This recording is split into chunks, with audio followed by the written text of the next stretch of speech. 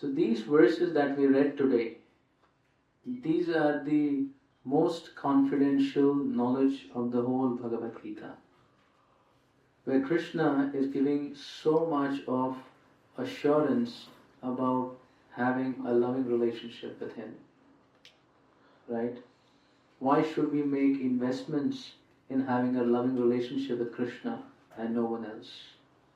And what is the result of such a relationship? Krishna is speaking in these verses very, very intimately, very, very heartfully. Right? Just before I start speaking on each of the verse and we learn the theme of the verse, right, I would like to make a point, make a reflection, and then this discussion will become more meaningful. Right? I think Mataji is hidden. I can't see. You can come there maybe, in the center. Yes. Hare Krishna. Hare Krishna. One reflection that I would like you to make. Krishna is appearing in Janmashtami, right? So what is so special about him coming?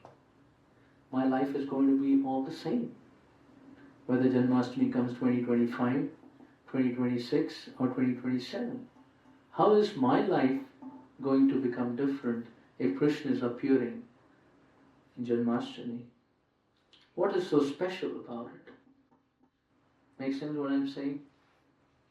Is my life going to have any difference because Krishna is coming or Krishna is coming this Janmashtami? Yes, no?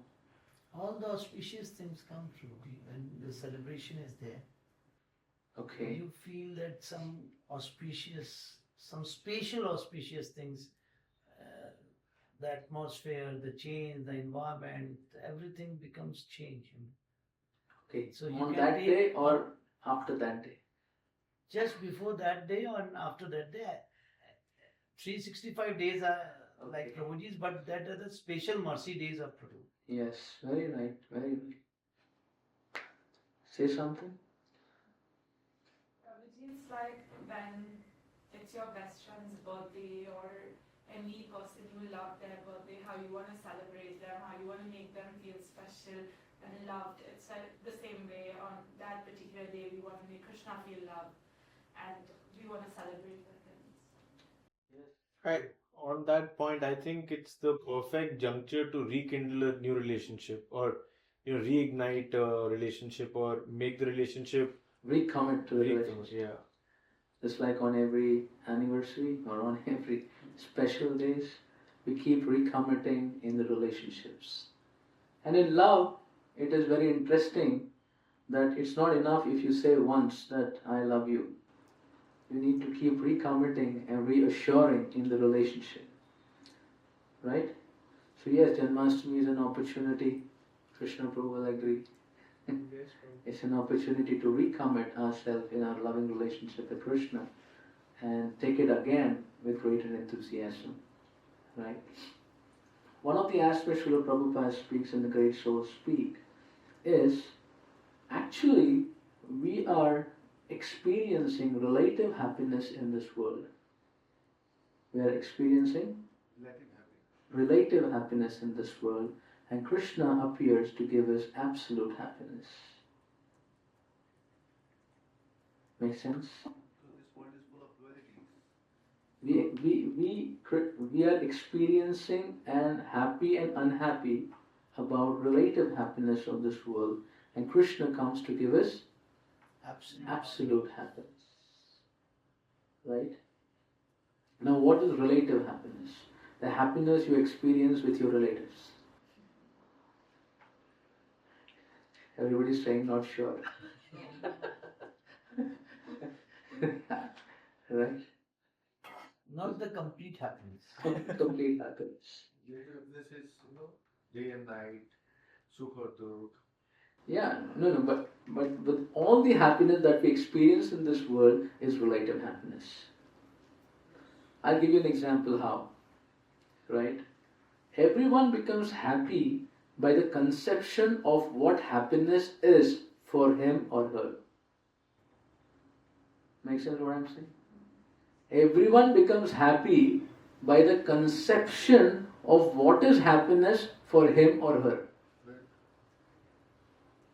If the conception of happiness is something for one and just the opposite for the other, and just like one of the devotee from the West speaks about a marriage couple.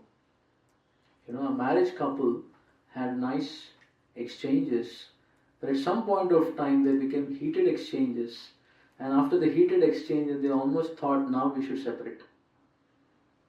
And they went to the court. And they went to the court. So the court person said, we should go to a marriage counselor before we take the legal process, if it can be negotiated mutually. And then he went to the marriage counselor. I've told you this story? Went to the marriage counselor, and then they discussed this, and then he privately called each of them, the husband and the wife, and discussed. He said, what's the matter? Why are you thinking of, why is the disturbance? And the husband said, actually, every day bread comes at my home. Every day the bread comes to my home. And my wife always gives me the last part of the bread, which is like the little hard crust. Thickest one. Hard crust, and then she gives me that. And all the fresh ones they have. And I always get that crust part. You told us. That means, so this is what they consider me about.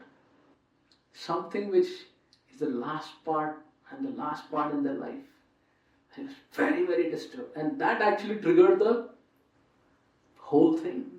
What triggers what? You usually understand the tip of the iceberg, but what is the crest? You don't understand what has triggered. And then the marriage counselor called the wife. And then he said on this matter, because the husband was most disturbed. And he said, my dear Mataji, what about bread at home? Haribol, Utkarsh, you have to sit that, push a little behind, yes. Okay. Yes. The Mataji asked, it's a serious problem, every day you get bread, and what do you do? He said, what do I do? He said, I love my husband so much, and I give him so much respect. In my home, the last part of the loaf, which had the hard crust, is given to the most respectable person and most loved person in family. So I always give that to my husband. And the guy said, it has become the cause of the Kurukshetra at home. That it become a big problem. Why? Because the husband is thinking the crust has been given to him because my wife thinks me as the least important. And the wife says, I am giving the crust to my husband because the most respectable and loved person at my house is given the crust. So good amount of conflicts is because of two different conceptions of a value system or of what is good and bad in this world. Right? What annoys somebody may make someone happy, and for somebody it doesn't bother. And many times we relate with people in this world with the same psychological expectations and expect everyone to have the same expectations in our life, and thus it creates a lot of plus and minus in experiences. Your conception of what you see things is not the same of how others see it. Because they have their background, they have their past, they have a value system they have grown through, and that is how they're going to see it. Right? So a good amount of conflicts today in Kali Yuga is because of these different conceptions of happiness and values everyone has, and until people sit together to clarify and make a, a graduation or whatever you call it, measurement. That okay, this makes you happy, this makes you miserable, this makes you leave home, whatever. You calibration. In relationship, there needs to be calibration to be able to better deal.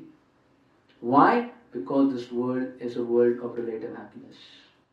Everyone's conception of success is different.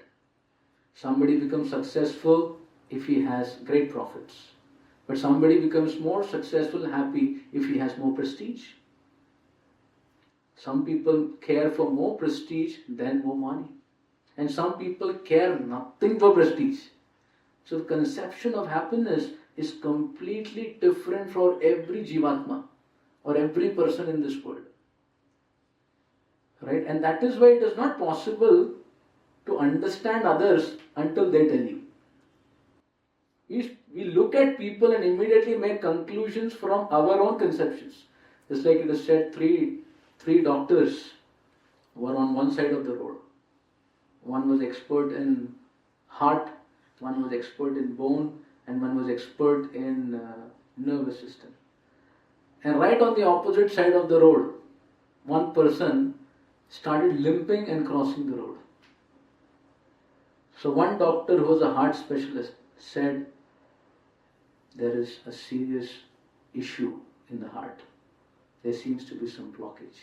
And that's why there is some triggering that's causing him to limp.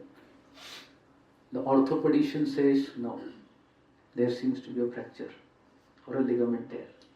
That's why he's limping. Then the nervous system person says, no, there's a nervous attack. And that is why he's having issues.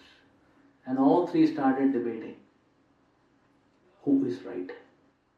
And they all said, we are right. But then they thought better to ask the person who's limping. And the person limped and came. And he said, there are three doctors very eagerly asked, sir, why are you limping? And everybody felt, mera answer lock kar diya jaye. And the person said, meri chappal toot gayi. That's why I'm limping. Right? The conception of what is what in this world is so related. It is so related.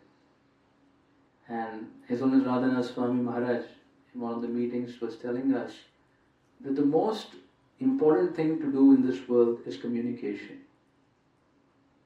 Communication. All problems, all wars, all fights, all dissatisfaction is because of no communication between the parties. Because, for whatever reasons. One great quote is there though. Instead of talking about each other, talk to each other. Yes. Talk to each other. And the reason is why, because this is a relative world. So everyone is in a different mental bubble. Everyone is in his own mental bubble. Their own conceptions, their own understanding, their own feeling, their own emotions, their own concept of success, failure, and so many things. Right? So this is a world where happiness is always a function of your definition. Somebody is unhappy because they only have, 10 dozens of footwear. I only have 10 dozens of footwear and I don't have 20 dozens. Someone maybe an exaggerated example, but you are happy. And for someone else, it hardly cares. Something else is a problem. Right? तो हमारी खुशी इस दुनिया में हमारे understanding के अनुसार होती है. राइट? एंड वो अगर अचीव हो जाता है तो हम खुश हो जाते हैं, और अगर नहीं होता है तो नहीं होता है. बच्चे की हैप्पीनेस अलग. What is the small child's happiness? I got my chocolates or didn't get my chocolates. I got my play toy, I didn't get my play toy. As you grow up, the conception of happiness changes. Then the conception of happiness changes. And every aspect of your life, conception of happiness is different. Now, depending on the status of your life, the conception of happiness is different. Someone who's a middle class person is thinking, I didn't do an Indian tour. Somebody who can afford more, I didn't do an Asia tour. Somebody who can afford more, I couldn't do a world tour. And somebody who can afford more, I couldn't go on the moon. The conception of happiness is different. Right? Depending on what is the concept of your status or what is the concept of your affordability. Right? So all the happiness and unhappiness in this world is manodharma. It is just the function of your mind, of how you define. Change your definitions, the conception of happiness and distress will change. Right? You're unhappy when you look at others that they have and I don't have. Right? When you look at someone having it and you don't have that success or whatever, you become unhappy. Raise your hand if you feel unhappy. Yeah, if you have at a field where it matters. You're unhappy. Now look at a person who has not done so much and is there and you are better than them. They don't even have that much and I have so much. Then you will be like, not bad. I'm not in such a bad situation. Many times misery is also like that, right? आप दुखी हो, किसी को phone किया पता लगा कि वो भी दुखी है, तो ठीक है भाई. सबका जीवन ऐसे ही चलता है. Right? Isn't it? Sometimes you're unhappy. I have experienced this. I have experienced this. Sometimes I'm feeling bad about something happening. And then someone comes to meet me in whose life, there are much difficult situations happening than what is happening in my life. And then I have to give some good advice.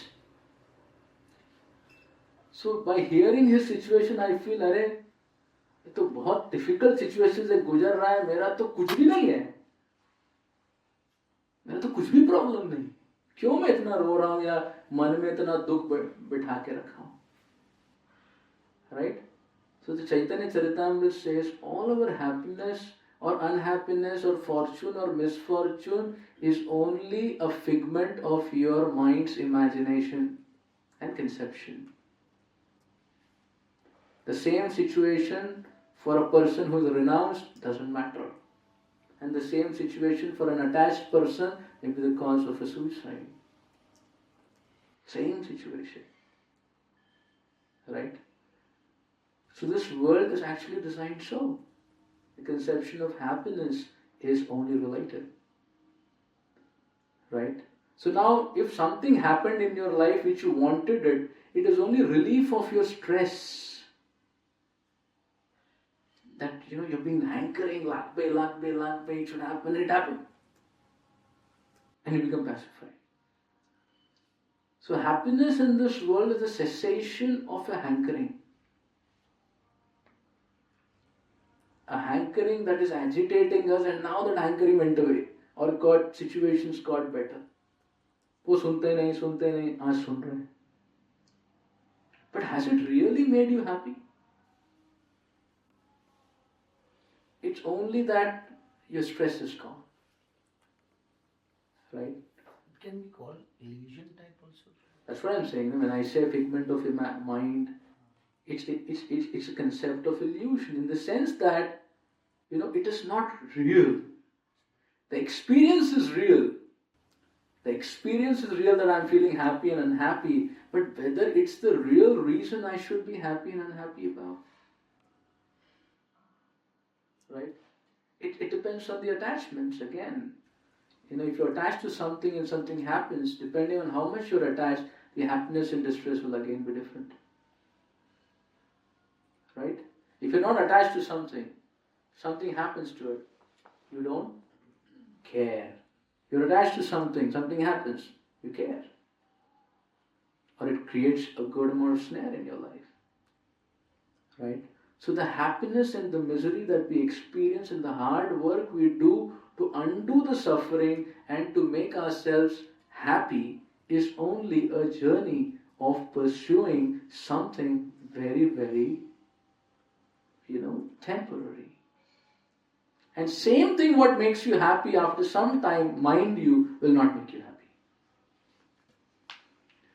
Anything that has made you happy, do it for some times, and then the same thing will annoy you. And then you will say, now I want a different gradation. Right? Nothing kind of makes you happy perennially. Anything in your life that makes you perennially happy on certain conception? And difficult. Right? You're happy if your elders give you an appreciation. But if you have a misunderstanding with your elders, then even if they give appreciation, it's like, it doesn't matter. Right? So the point that I'm trying to make, obviously, the happiness and the distress that we have and the pursuance we have in this world is only manodharma. It's not a real journey of life. It's not a real experience that we're working towards. Somebody has got a best car, best house, best friend, best this and that, and he's extremely happy. What a house, what a car, what a this and that. That is not a real happiness. You are. That's the conception they have. Experiencing just an. That's a conception. Now today you thought the best car is with you and the neighbor got a better car than you. Then now you have a best friend but not the best car. Because the neighbor got it. Misery began. But what does really change in your house? What did change in your house? It changed in his house. So there's a point that is being explained is our pursuits in this world are very, very superficial. So would you tell me one thing, if we are making a mandir and one other person is making a mandir, in that concept, what do you think? You're making a mandir and somebody You're else is building a making. temple. Yes. And somebody else is also building a temple. In that case, what you should think? Whether it's a happy thing or not a happy thing. No, right? it's not that happy thing. Of course, it's a happy thing. We are building a mandir, but the other person is building a better than you. In that case, what you should think? Yes, if the conception is the relative world, Arey, how are they building such a big temple? You should build a temple much bigger than that. Are you getting my point? Prabhu? I got your point. Like here, It can happen the same. Car, It can but happen the same. Should you compare the same? In Yes, that? yes. Should you or should not? See, again, the point is, what is the conception of your happiness? If the conception of your happiness is my temple is the biggest temple, and now the neighbor has made a bigger temple, then it's material. It's material. It's nothing that, because you're making a temple, you become spiritual. What is your conception of life? That makes you spiritual. You could be making your house, and you could be spiritual and not material. Right? It all depends on your conception. So the point that I'm trying to make is, in this world, the whole concept of happiness and success and failure and hankering and lamentation and distress and moroseness and stress and depression is all the conception of our mind of what is happiness, what is distress, what is success, what is failure. We have defined it. Everyone individually has defined it. And that's how they be experienced. So, but that's not true happiness. How we project our mindset. Yes, it's not true happiness. It's not true happiness. It's just some cessation of certain anxiety of what you want in your life, and it's not happening, and now it's happening. And one may say, how much we are enjoying, how Prabhuji is enjoying there, staying in the mandir in such a saluted way and all like that. So, and one can think like that also. But the actual happiness you are bearing and we are bearing in an illusion.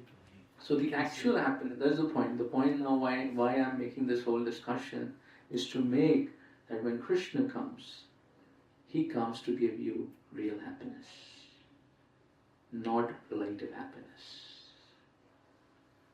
give you absolute happiness. That's not happiness of this world. When Krishna comes and has exchanges, does pastimes, and when you experience in his connection, that is not relative happiness. That is real happiness, absolute happiness. And that's how Krishna's appearance is something very extraordinary. That's how Krishna is extraordinary. Now, because people are materialistic in conception, they think Krishna's activities are also materialistic and human-like. But no, they are not. If the president comes to the prison house to see the prisoners, what do the prisoners think? नया कैदी आ गया, अच्छे कपड़े पहना है, बुरे कर्म किया हो, इसीलिए हमारे साथ. And they open the door. He also enters into the same cabin to see the upkeep of the whole place. And the prisoner is thinking कि शायद इसको दिखा रहे हैं अलग अलग और जो पसंद आएगा उसमें उसको डाल देंगे. He is thinking is only one of them. But then I think I studied that the president has a power. He could release some people. Right?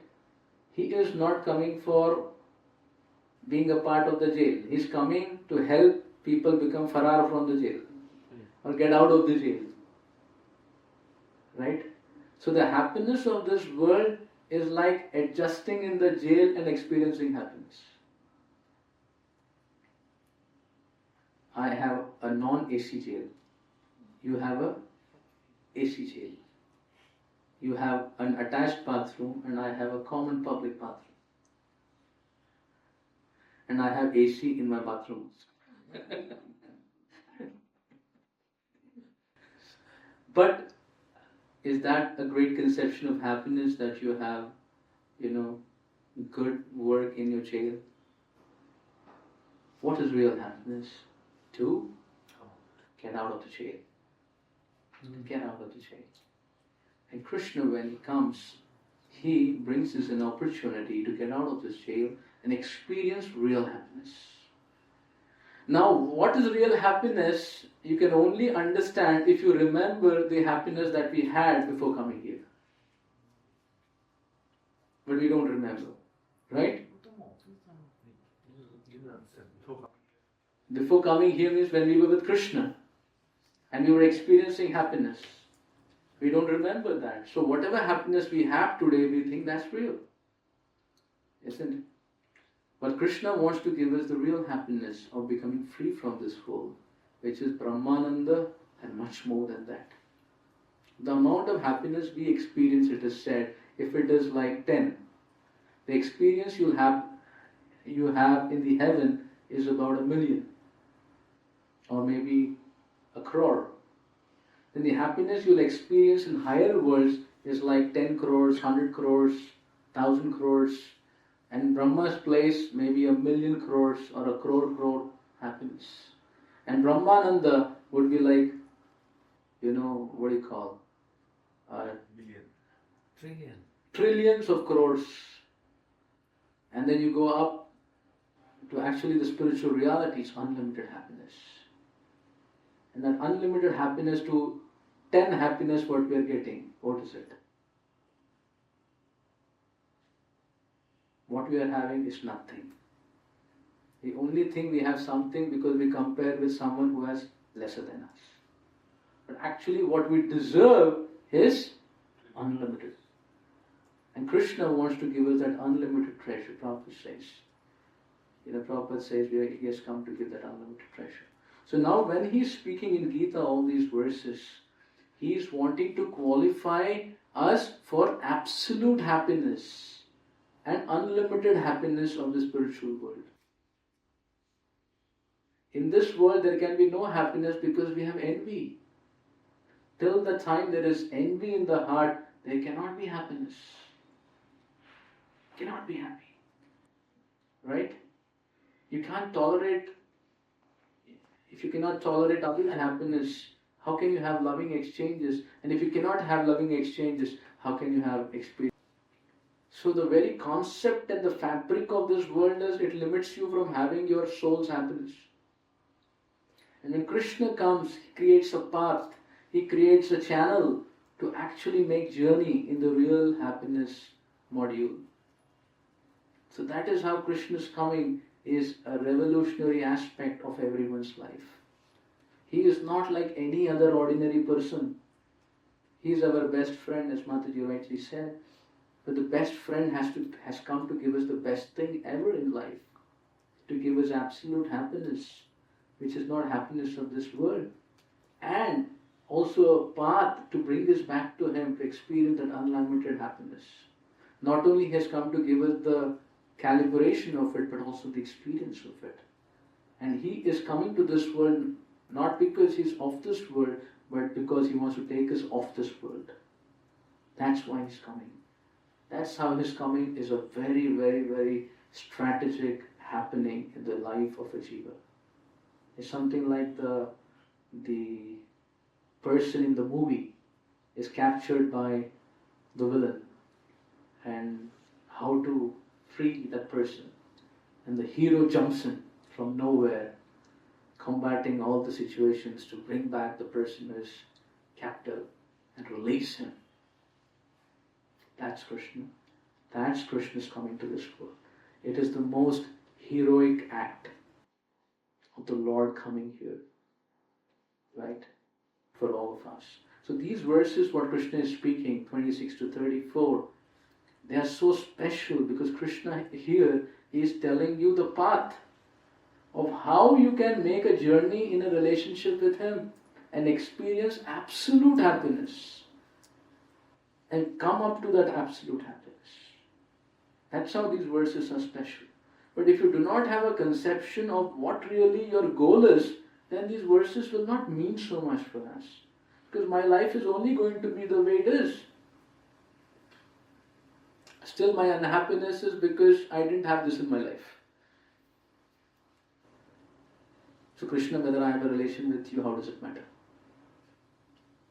My unhappiness is not because I don't have a relation with you. My unhappiness is because what I conceived as happiness has not happened in my life. Makes sense what I'm saying? So that is how these verses have a great significance, because Krishna is bringing us out of this pool of relativity. And experience real happiness. So now we'll learn these sutras. Patram Pushpam Phalam Toyam Yome Bhakta Prayachati Tadaham Bhakti Upahartam Ashnami Prayatatmana. Krishna says, to serve everybody, it needs so many protocols. In every relationship, in every place, every person, if you want to develop a relationship, a lot of protocols. Krishna says, with me, to give me happiness, what do you need? Patram, Pushpam, Phalam, Toyam. How much is the affordability of these four things? Patta, फूल. आप बोलेंगे जी बारिश गिर रही है, फूल नहीं मिल. And you grow it in a vase. Phalam and toyam. Toyam means water. A leaf, a flower, a fruit, a water. Anyone can afford. So Krishna is saying, to have a relationship with me, anyone is welcome. Offer me Patram Pushpam Phalam Toyam. I was about to ask you about this shloka only, Prabhuji. Like when Krishna is there in your house and you decorate with him with the flowers, with everything, the kamal fruits and all like that. And somebody's house, he may be having all the resources, but he's just in a devotion doing the same what is written here. So means, how does you do that? I'll explain. First we'll understand the import of this verse, then we'll talk about it. So Krishna is saying, to offer service to me, it doesn't take great qualification. Patram Pushpam Phalam Toyam. Now tell me, is there anyone in this world, if you give him a patta, and he will become happy?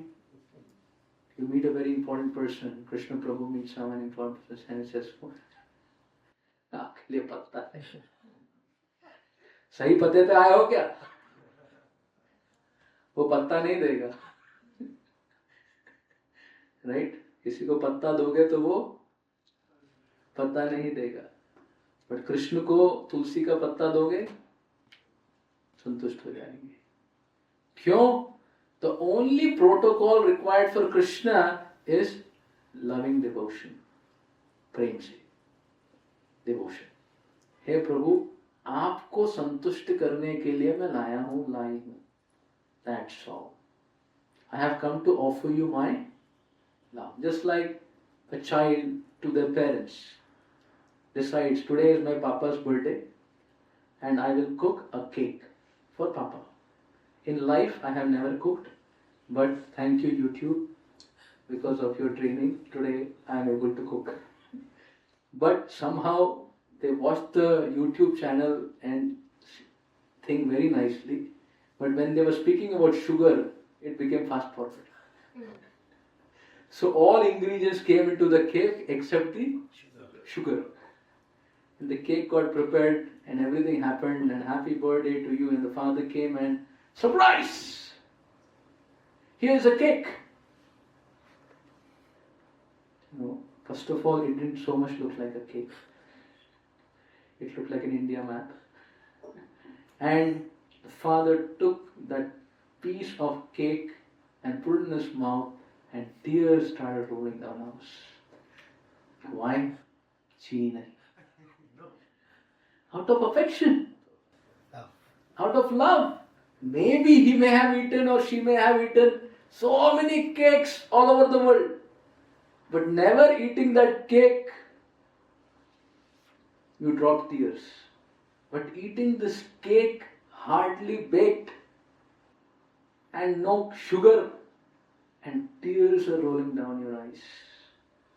Heart becomes melting. मतलब वो पत्थर जैसा दिल आज पसीज रहा है, लग रहा है या पिघल गया. क्यों? Because the language of love melts everyone's heart. It is not the sugar, it is not the shape, it is the thought that for me, with love and affection, remembering my day, you took that time and endeavor to cook for me, to learn. And the more you take pain in a relationship, the more is the experience of the relationship. Hindi में बोलते हैं भाव के भूखे हैं भगवान. ये Yes. भाव है, भाव. और हम सब भी उसी के भूखे, राइट? हम सब भी उसी भाव और प्रेम के भूखे. तो कृष्ण का एक ही प्रोटोकॉल है, पत्रम पुष्पम फलम तोयम यो में भक्त्या प्रयच्छति. भक्ति से जो दे मैं एक्सेप्ट कर लूंगा. I will accept any offering from anyone. They can be from any strata, any situation, any place. कोई बोलेगा नहीं पत्ता नहीं मिल रहा है प्रभु जी, फल नहीं मिल रहा है, पानी तो मिल जाए, right? Krishna has made it so easy. Why? Because when you give gifts, you make relationships. Anyone gives you gifts on your birthdays, how do you feel? Happy? Yes, because you remember that they really remembered and cared, right? Just like if it's in a birthday, we always wait for the ones who mean important, that they will send us a message, at least, or maybe make a call. Now they may have been meeting you all the while, but on that day, did they remember? कल ही मिले थे, अगर आज miss हो गया तो क्या बड़ा बात है? नहीं. But if they did wish you. So Krishna says the only protocol for him in relationship is love. Krishna went to Hastinapur. And when Krishna went to Hastinapur, Duryodhana arranged a chappan bhog. Duryodhana arranged a chappan bhog. Right? And said, my dear Krishna, Dwarkadish, I know that you eat lot of chappan bhogs. So I have made a chappan bhog for you. Because he wanted to diplomatically even get Krishna on his side. Then what did Krishna say? Krishna said, "Oh Duryodhana, there are only two reasons people accept invitation. One, if the person who is invited has love for you. Second, the person who is invited is hungry." He said, "Duryodhana, neither you have love, neither I am hungry. That is why I do not accept your invitation." But then immediately, Krishna in Hastinapur goes to Vidura's house and knocks. And Vidurani is, like singing the songs of Krishna. And then he says, "Who's there?" He says, "Krishna." And she becomes so mad in ecstasy that she becomes like Bavli. And says, "Maya, I am so hungry, please feed me." And he had not cooked anything, just brings bananas. And there's so much happiness. She takes the bananas, peels the bananas, and throws the pulp in the dustbin and gives the peel. And Krishna starts eating. Krishna starts eating 1, 2nd, 3rd, and 4th. "Maya, I'm very hungry, very hungry." Right? And eats all the peels. And Vidura comes and says, and Krishna says, "Oh Vidura, I've not eaten such great delicious prasadam for so long in my life." And Vidura says, "My dear Lord, you are eating or you're tasting the devotion of your devotee." But the $1 million question, Krishna told Duryodhana, "I'm not hungry." And to Vidurani, he said, "I'm hungry." So what is the truth? Is he hungry or not hungry? Both are He's hungry for love. Okay, that's fine. But is he hungry or not hungry? Both the cases he was speaking truthfully. What was the intention actually? No, but I'm saying, was Krishna hungry or not? And I think the answer is right.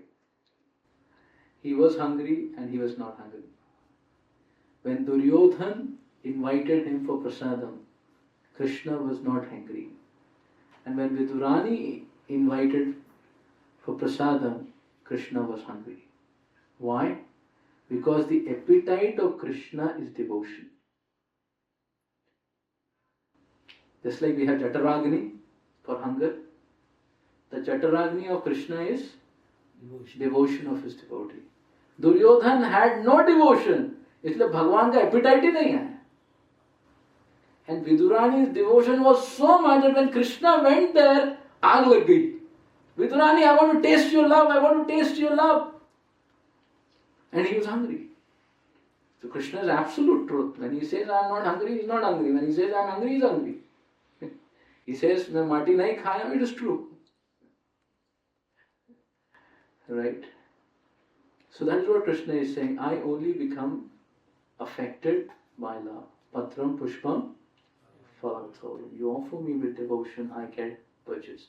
And very interestingly, Prabhupada says, Krishna's senses are interchangeable. Angani yasya sakalendriya vrittimanti. We can only see through our eyes. Krishna can eat through his eyes.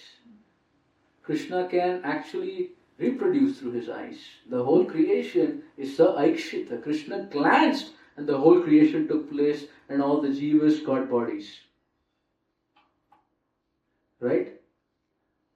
So Krishna can do anything with any limb of his. This means Krishna is absolute. किसी भी अंग से कुछ भी कर सकते हैं. So it is said when you offer bhoga to Lord, how does Krishna eat? Yes, Krishna can eat. Krishna does eat through eyes, Prabhupada says. But Prabhupada in his purport says, Krishna eats through ears. Krishna eats through ears. Did you know that? She says, Prabhupada says, Krishna hears what my devotees are speaking as they prepare my offering. During the preparation. Yes. In my preparation, what's the discussion? अरे मैं नहीं करूँगा तू कर. या बनाते समय अरे मुझको पकड़ लिया. भगवान वो ऑफरिंग नहीं देख रहे. भगवान देख रहे हैं ऑफरिंग बनाने के लिए कितना रोना धोना हुआ है और उसके अनुसार ग्रहण करेंगे. So Krishna hears when you feed him. It is even said, when Prabhuji said once, you are purchasing the vegetables, it starts from there. Yeah, it has layers of offering. And Mother Yashoda is making butter for Krishna. She has 8 lakh cows. And 8 lakh cows, they give milk and she feeds. And with the milk of that cow, she grows grass. And they're the grass, which are eaten by 108 cows. And those 108 cows give milk. And with that milk, again she nourishes. And again she feeds it to few cows. And they are Padmagandha cows. And then of those Padmagandha cows, the milk that comes out is what is the raw material for Krishna's butter. Right? So as you rightly said, she purchases, she cultivates and cultivates and cultivates. How much devotion Mother Yashoda puts in. Her offering is unimaginable. जो महाराज लोग जो होते हैं वो devotees के हाथ का बनाया हुआ ही खाते हैं. This is the logic behind it, that they chant and make prasadam. Is it so? Yeah, the point is, when devotees cook, they cook with that consciousness that it is for the Lord. And it is made and offered to the Lord. If it's not cooked by devotees, they didn't cook to offer for the Lord. They just cooked it. So जब कोई पूरा मन से बनाता है, भगवान को अर्पित करता है, तब भगवान लेते हैं और फिर वो प्रसाद बन जाता है उस स्टेप से. And then you honor it, feel Krishna's mercy. So Patram Pushpam Phalam Toyam, Brahme Bhakta Pechati. So first thing is, Krishna makes it easy for everyone to make an offering. Second, Krishna can hear, he can see, in any way he can accept our offerings. That means today, even if you think Krishna is far away, Krishna can still, take our offerings. And the main commodity for offering is devotion, a desire to please Krishna. Whatever you do in devotion, in bhakti, a desire to please Krishna is what is the ingredient you need to put in. I'm chanting Hare Krishna. A desire that I want to chant and make Krishna happy. I'm sitting to hear the class. A desire that today I'm going to hear class and really know about Krishna and make him happy. I dance. I would like to dance so enthusiastically and make Krishna happy. A desire, at least make a desire before you do it, and at the end you say, okay, I offer everything to Krishna. Maybe in between it is very difficult. It's very difficult to keep thinking and doing, at least in the beginning, in the end. So Krishna gets affected by that desire. And where does this desire give birth? In the association of devotees. In the association of devotees, the desire to serve and please Krishna becomes fortified. That is the turning point in everyone's life. The more one is in association, the desire to serve and please Krishna intensifies. If we do not come in the association and do not experience in the association, then we are lost in our relative happiness, manodharma. All endeavors. No, own endeavors, manodharma. Our happiness and distress definitions are going on according to our conceptions, as I spoke in the first part of the presentation.